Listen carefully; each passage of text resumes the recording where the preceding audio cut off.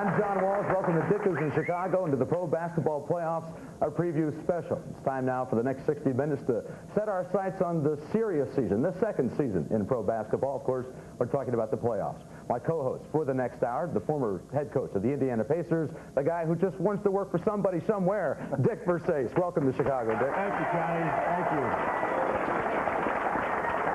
Now it begins, needles and pins, the playoffs. We have arrived. You saw the coaches who have joined us, who are joining us as well, just a few moments ago. We'll now take some time to officially introduce them to the program. With us, Hubie Brown, the former head coach of the Atlanta Hawks and the New York Knicks, also the color analyst on TNT. About Hubie Brown, Dick? Probably the guy that created more new, innovative defensive techniques that the world copied. I don't think anybody on this stage would disagree with that. Let's welcome Hubie Brown to the program. Thank you.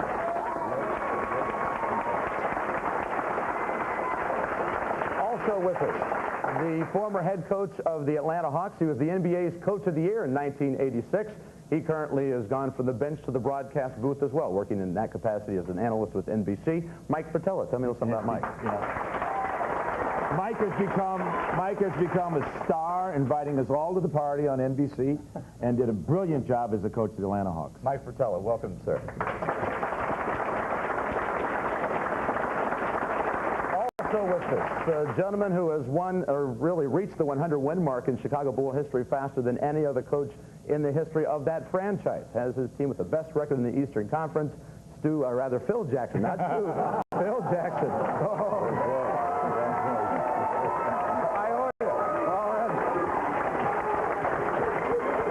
I knew I was going to do that at some point tonight, and I'm glad I got the mistake out of the way early.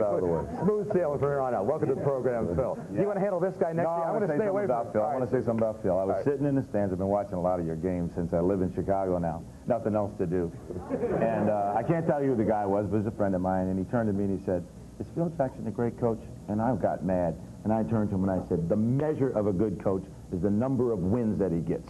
I'd say he's a great coach." Yeah. What do you think? 60 plus.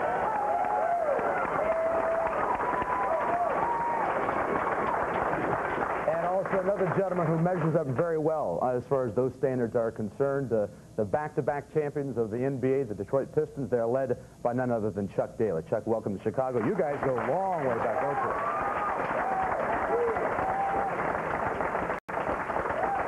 you? Well, when you talk about Chuck Daly, my longtime friend, you get little itchy ring fingers here. Everybody up here would like to have what he has. He's got two of them, 2 rings and going for 3. You know, an idea of the collective wisdom that we've gathered here. Almost 1,300 NBA victories across the board here. That's something we all ought to applaud right there. Not a bad sign at all. First off, Hubie, just overview of the playoffs. Give me an idea here now. What do you think, I guess if there's a characteristic, a personality that you see as far as these playoffs are concerned, what's the main theme out there this year? Well, I think the East is at a major disadvantage because of the injuries. Johnny Dawkins at Philadelphia. Now in Boston, I honestly thought about a month ago that Boston could actually get it done if they were healthy. But now Bird with the lower back, and also Reggie Lewis also with a lower back problem. Bird needing surgery at the end of the season, and then Kevin McHale has a loose bone chip in the ankle, and he's going to need surgery. So I feel that the East is being cheated this year. If everyone was healthy, I think that the playoffs would have been absolutely dynamite. In the West, let's face it, any one of 4 teams, some people feel 5 teams, can actually come in due to the fact that the matchups are interesting. Certain teams cannot beat other teams for some reason or other, and we in the business know that matchups are always the key. You want to go into the playoffs injury-free, ending on an upbeat, and hope that your team has a good half-court offense. Well, Eastern Conference, that's where we'll start our odyssey here of the NBA playoffs. That when our show continues from Chicago.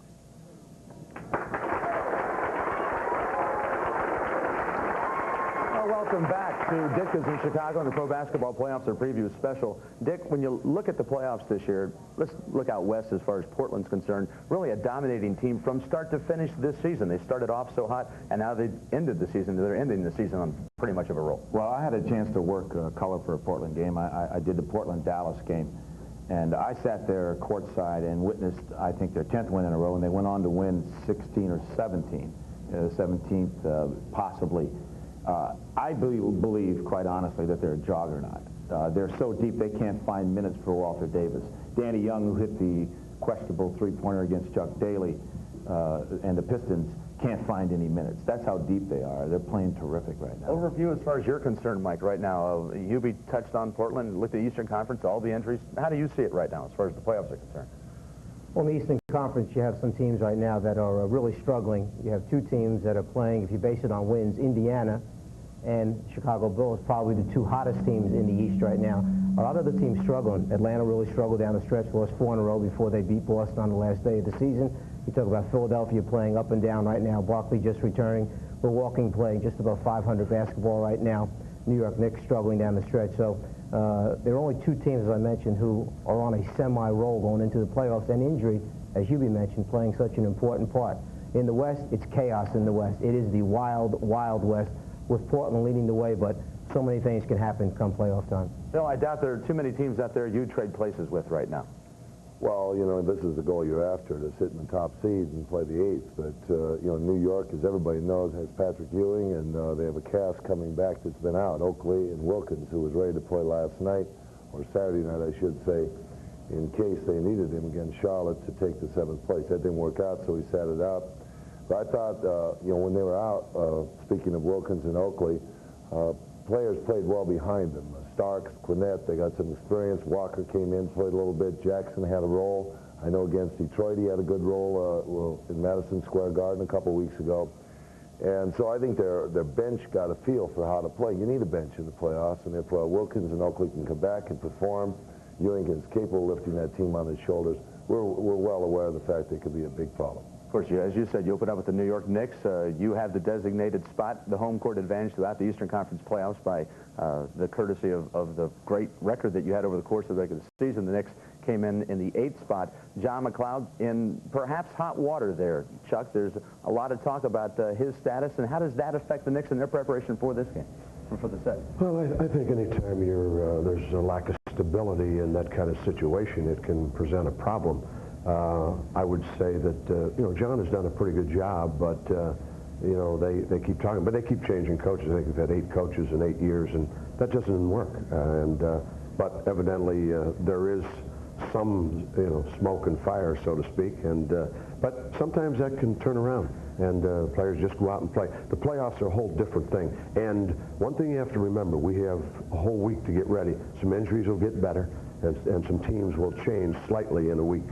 Does it change that dramatically, Dick, as far as the playoffs are concerned? I mean, Phil, you're playing a club at your team as far as the Bulls and the Knicks. I mean, you had your way with New York for the most part this season. Now they do have some extra time to prepare. Well, you know, the last game we played against them, they were without Oakley and Wilkins, and the game was a 2-point game with 2 minutes to go in the ball game. And they're playing Quinnett and Starks on the floor, and you know, they're doing a lot of the scoring. And Vandeweghe's playing out there with these kids, and you know, he's contributing. We had to struggle to win the ball game on our home floor.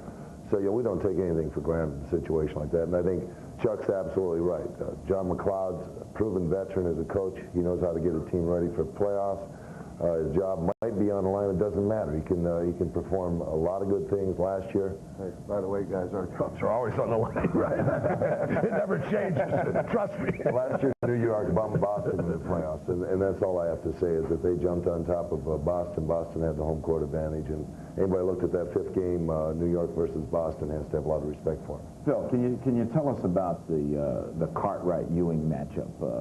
You know, supposedly Bill has this reputation for really being able to play Patrick. Do you have anything He just wrestles well with him, you know, and it's a wrestling match in the lane for big post-up centers. You know, Patrick, if he can catch the ball on the bounce, is just awesome. And if he gets those 2 feet catches on the bounce, he's going to go one way or the other so quick on you. And Bill's able to pin him and hold him and get him in this position where he's not always on the move catching the ball. And, you know, you're not going to stop him from having 26, 30-point nights, but we just don't want a 40-point night and fouling everybody out. Hubie, now that you're on the broadcast side of the business right now, we like to play with some numbers here and look at statistics and kind of play with this. We have a graphic I want to show you here. The Bulls blowouts, we're calling this one. The way that Chicago was able to overwhelm people, just dominate people, the margin of victory there, 10-plus points on 43 occasions this season. That's a pretty significant number. Oh, it is. It's only 2 teams in the league won over 60 games this year, Portland and Chicago. But, you know, when you get to playoff time, in a matchup, you're playing Chicago, See, my regulars aren't going to play 32 to 34 minutes now. My regulars are going to play 38 minutes to 40 minutes. You see, so, and he's going to keep his regulars out there longer periods of time.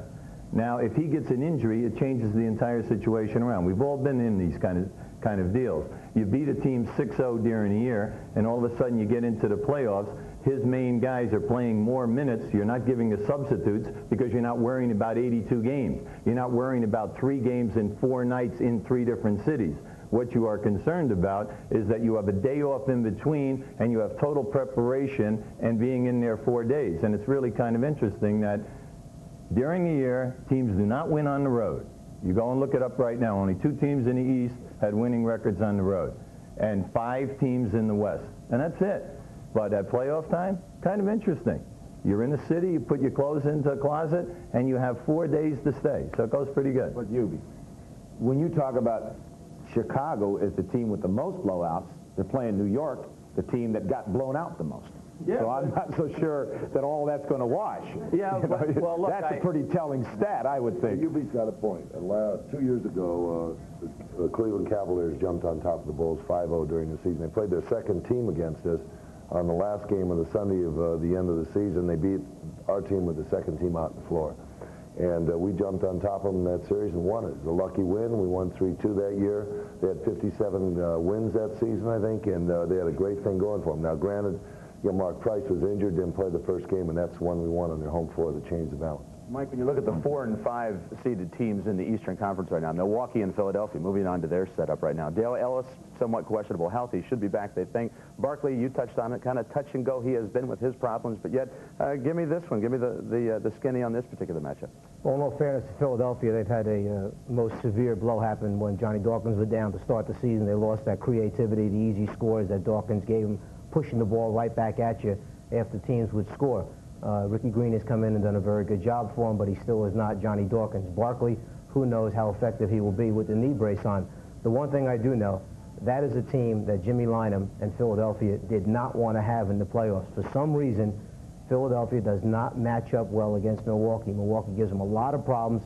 Jimmy was hoping that it would work out and they'd be playing elsewhere. It didn't work that way. Yeah. Luck of the draw, no question about it. Works against you sometimes as well. That's half of the East. When we come back, we'll take a look at the defending champion Detroit Pistons, Chuck Daly's team, front and center when we continue.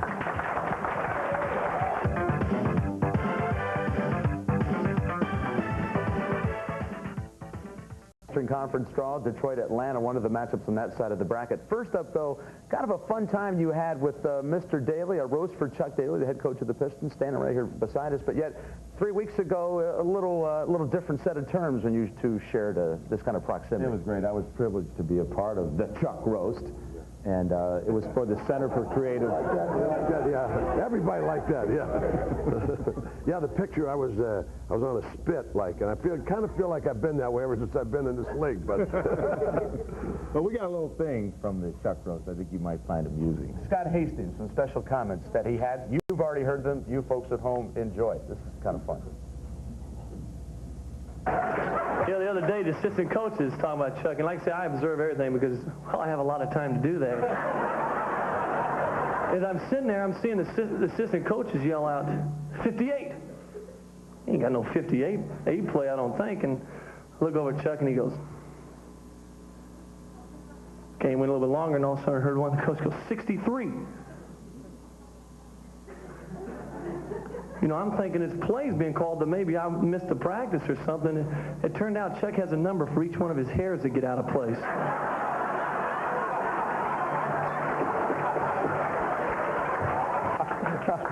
He's got too much time to, get it all together. yeah, he opened with a great line. He said, you know, going through life, I always wanted to meet some of the outstanding people, Duke Wayne and Jim Morrison, as crazy he is, and turned to me and said, Chuck Daly, nice to meet you. He doesn't get a lot of minutes, but last Sunday we played a little bit. But he's going to get fewer now, too, probably. Yeah, perhaps, but he's a dependable, trustworthy guy to have there. On the serious side now of your matchup with the Hawks, a team now, again, that you have had no problems with whatsoever over the course of the regular season. 5-0, you've taken them. That's the scary part because it's the mental aspect of it. Physically, I think we'll be fine, hopefully. But the mental side of it, when you win those games, sometimes your guys don't go into it with a little fear. And I like the fact that they beat the Celtics last Sunday in Boston Garden, or the last Sunday of the season, because frankly that may give us a little bit of fear, because they are a club that is very talented. They've got some big, strong people. They've got positions covered. That's a club 2 or 3 years ago won 50-some-odd games. And when you've got a Wilkins, a Battle, Doc Rivers, former All-Stars, you've got some premier talent, and they can turn on you very quickly. Thank God for the home court. Yeah, but Chuck, I mean, come on. You beat them 5 times. I mean, what are they thinking about? I mean, you beat them 5 times, 5-0. You won 50 games. 1/5 of all your wins came against this team, the team you're opening against. It doesn't mean a thing when you go playoff time. I'll give you a good example. 3 years ago, we went to the finals. We had the Bullets in the first round, and if you recall, we were sweating mightily in the 5th game. It was 2-2. We went back home and had to win that game to get to the finals. It can get a little dangerous. So you can relate to that as far as not beating the team over the course of the regular season and then getting into the playoff system, but the Cavaliers just a few years back. That's right. We mentioned that before, that the team really has to be mentally prepared. And what happens a lot of time, and Chuck's kind of dealt on this, is sometimes, especially Hubie said there could be an injury, just a little thing that can change. Maybe the minutes that you're playing in the course of a ball game change enough significantly that the matchups get tough. And I think Chuck in Atlanta has got everything going his way. Hey, wait a minute. Mike, if anybody wants to talk about Mike, isn't it true, Michael? You're going to say something bad. you know about that. I've been away from them for When I was with Chuck in Detroit, when I was with him, the rivalry when you were the coach of the Hawks between the Pistons and the Hawks was vitriolic. I mean, it was awful. So was that going to be maybe resurrected? We're going to talk about the Hawks. We're going to talk about the Hawks. Look up vitriolic, then I'll know what's I do know this. Get the fractions right. I do know this. They were intense, the games. The one thing that you can predict about the Atlanta Hawks is that they're unpredictable, without question. When that team is shooting the basketball, they're as dangerous as any team in the league. They are very, very athletic. They have pieces that can hurt you. They have post-up people. They have people who can come off pick-and-roll situations and get in the lane. They have as good a scorer as you're going to find in the NBA in Dominique Wilkins, who can carry a team on his back. They can run back at you, get transition scores. They have interior defense when they apply themselves. When they're shooting the basketball on a regular basis, they are very, very dangerous. But they can cause some problems here. Without question. Yeah, but see, wait a minute. I watched the game the other night. I think when you played. Dick, we don't want to hear it. I like what he had to say. No. Because I want to hear what Hubie had to say, because Hubie was saying they don't have any more inside game. Everything's on the perimeter. These two teams are in the bottom 25% of the scoring in the NBA. So come on. Well, I look at it this way. Chuck should probably beat him 3-zip. Okay? Put a little heat on Chuck. All right? Come on. Let's. No, I'm like Michael. Let's face it. Atlanta won 22 in a row at home this year. So if they can grab a split over there in Detroit, anything can happen because of Dominique Wilkins getting on a hot streak. We saw Battle the other night get 25 against Chuck in the last quarter, and he can do that.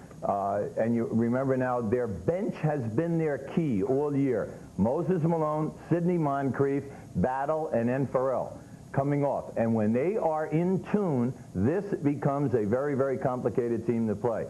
Now, they need Moncrief, but Moncrief has missed the last couple weeks now because of injury. But if he's back, they have some proven guys who have been in. Michael had him in the semifinals at East with Boston. All those guys are back, and you've added Malone and Moncrief. So you just cannot discount them. I thought they gave you a tough time on the baseline the other night every time they trapped you. They're moving out a little bit further. Who knows what might happen? Yeah, Hubie, you bring up Boston. Let's talk about the Pacers and the Celtics. Stick your old ball club.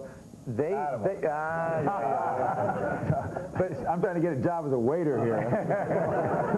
But Larry Bird, his situation tenuous at best right now. He's had back problems throughout the year. It's well documented. Indiana has a shot in this. Well, it's scary because they're a terrific shooting team. And when I was with them, I was trying to pattern them more like the Pistons, trying to build the defense.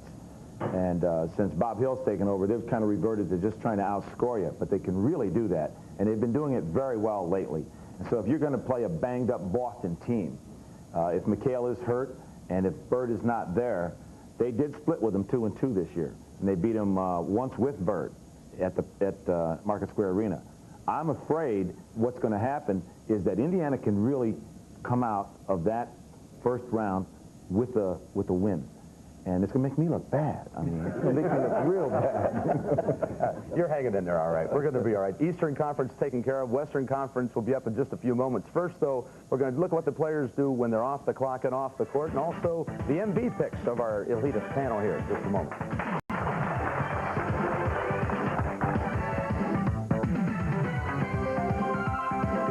The battery that they take night in, night out in the NBA. Just how do NBA players relax off the court? Well, take a look for yourself. The race is on to the NBA Finals, and the road goes through Portland, at least as far as Trailblazer center Kevin Duckworth and his hobby of racing toy cars is concerned. And teammate Cliff Robinson only wishes winning in the playoffs is as easy as this video game. Sorry, Cliff, Magic won't fall for that move in real life.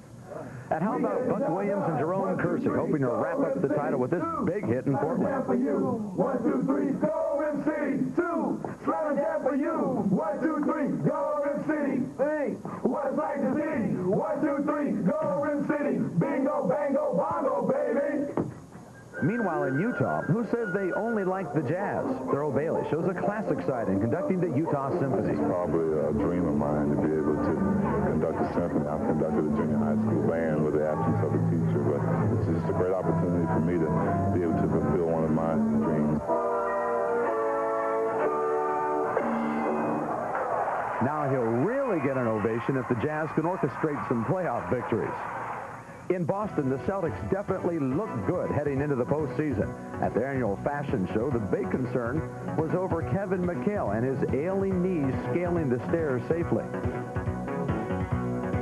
And the 76ers are feuding, but don't look for dissension in the playoffs. It's merely a takeoff of the TV game show The Family Feud. Name the ugliest player in the NBA. South Park.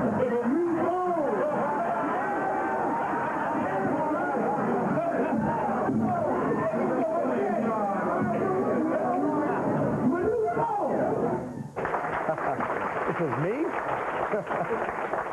Manute Bol. Honestly, it's difficult to, I would think, to take it easy over the course of 82 games over, Dick. I mean, just what do you do with all your... Well, it's not just 82. It's, Chuck pointed out the other day, he was playing his 91st game on Sunday. It's the exhibition season. They all have their own way to let off steam. I don't know what the coaches do. There's never been an answer for the coaches. Chuck drinks tea, I know that. A lot of it, right. Just try to stay awake for all Phil the reads games. books and hands them out, you know. Most valuable Michael picks out ties. And Hubie, your time away. I mean, what did you do? How did you spend? Where did you go? What did you... No, I like to read. I like to read top 10 New York Times bestseller list. I like to play tennis. I'm not very good, but I enjoy playing it. And I think everyone has their own bag. I'm not into running. I'm not into that. I'll be honest. I like to find the best Italian restaurant in each city. And the guy in Chicago who's got one of the best of them is sitting in the back right now, Joe DeBono at the finals. Joe, good to see you. We all love it. We've all had good times there. As far as the good players, or really the best players this year in the league, the most valuable players, we put together a list of 5 candidates, of course, very subjective. Michael Jordan, Barkley, David Robinson, Magic, and Karl Malone. Phil, your guy obviously is the leader of that pack, I would think. No doubt about it. I don't think there's anybody up here would say differently. If he does, I can post any of them without him. I would say that Drexler's got to be in that group. Even though he's got a cast of characters, Portland had a great year, and he's a super player. Chuck, any disagreement there? No, I think it'd be difficult to vote against Michael because, you know, he is so important to that club, and, you know, he's capable of carrying it. But, you know, Barkley healthy would have been a very serious candidate, particularly with Dawkins out. And then, in fact, you know, Magic, how can you ever discount him? It's a tough vote, but with the record that Chicago had and the club, the young club that they had, I'd have to go with Michael. All right, Dick? I think the problem in picking an MVP is that there's never been a definitive set of criteria for what really determines MVP. Is it the guy that spearheads the most wins? Is it the guy that is the inspirational leader of his team? Or is it the guy that makes the rest of his teammates better? I think in this case, Michael Jordan fits all three of those categories, if indeed there were any. Hubie, name your guy. Who do you like? I'm taking David Robinson, and that takes a lot of courage to do it in this place that we're sitting in right now, okay? And I'll tell you why. They won it. Ray, come on already. All right? Now, come on. Now, they just won their division. Go back, look at their ball club, their starting unit, very young. They lost Strickland for a long period of time. Pressey could not step in. He did not step in due to the fact that he's had injuries all year long. And also, Sidney Green has been up and down. Now, stop and think. A year ago, with 8 new players, they turned it around better than any team in the history of the league. And this year, after coming off of 56 wins, they have 6 new players. And they had all these injuries, and the Admiral kept it all together. I don't care what anybody says about this guy. This guy wins games. And, hey, let me just say this about Greenwood. I like Greenwood. Greenwood's comment. I said, how good is David Robinson? And Greenwood looked at me and he said, he's Michael Jordan at 7 foot tall. Pretty good. Phil wants to take you out back. We just put That's all right. There, so that's okay. The Western Conference. When we come back, we got Jordan across the board and one for Mr. Robinson. This is not his neighborhood.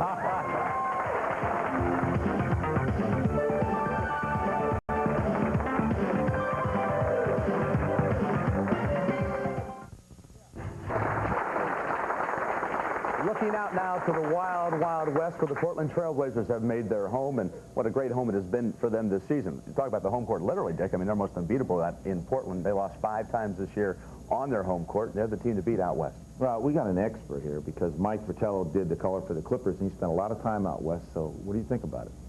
Well, the Portland matchup against Seattle is, I think it's almost a no-brainer as far as I'm concerned. Portland's too deep. They're too good. Seattle's a very young team, a team that made some very important acquisitions during the course of the season. They picked up Eddie Johnson from Phoenix. They picked up Ricky Pierce from Milwaukee. And then they picked up the big man, Benoit Benjamin, from the Los Angeles Clippers. They're a young team. They're a team that's very talented, but they're a team that's not ready yet to deal with the Portland Trailblazers without question. Here's something I never understood. Portland and Seattle are about an hour-and-a-half away geographically, and I think that's even by car. And yet it's not a great rivalry. Why is that, Hubie? Why is it not a great rivalry? I think the instability in Seattle. You know, they really didn't have it going there for a while. Portland, you know, people, everybody's talking about Portland. They've been good for so long. Wait a second. Last year in the second round, San Antonio has them down 7 with 2 minutes to go in Game 7 at Portland. We wouldn't even have heard of them. Instead, they rally and they pull it out. That was the second round. They're losing the series to Phoenix, and Kevin Johnson gets a hamstring. All of a sudden, they keep bumping along, like we said, injuries, and here they are in the final, and we're doing this like they're the greatest team in the history of basketball. When you talk about Portland, they remind me a great deal of us. I think there's a learning process that has to happen. First of all, you got to learn how to play in June, and I don't think they knew how to do that last year. The first year we did it, I couldn't believe we're still playing. It's very, very difficult. After the first year, you have a pacing and you have an understanding, and they've come back, and I think they're a driven club. They understand now, and it's going to be very difficult to deny them an NBA title. I think you're definitely going to have to beat them. They're not going to beat themselves. Chuck, one fellow that you saw a lot of last year in the finals, and certainly everybody else has had their full of this year, Buck Williams. He is one of our unsung toughest players in the paint. We put up the list there, as you'll see, Buck, and the numbers that he's been able to assemble this year with the Portland Trailblazers.